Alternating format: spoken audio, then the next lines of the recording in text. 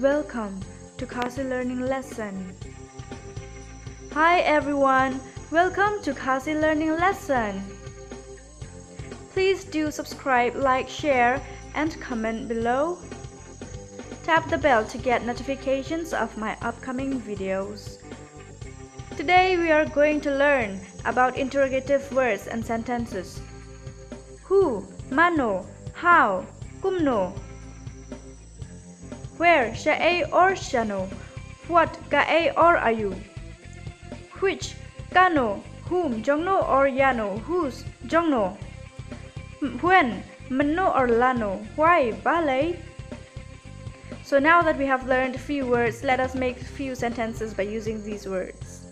What is this? Ka'e kane. Where are you going?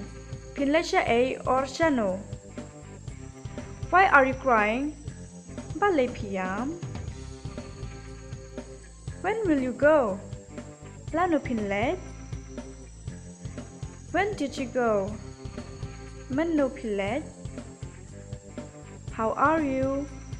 Pilongkumno. Which one is better? Kanubakamba. Whose book is this? Kakotjong no kane.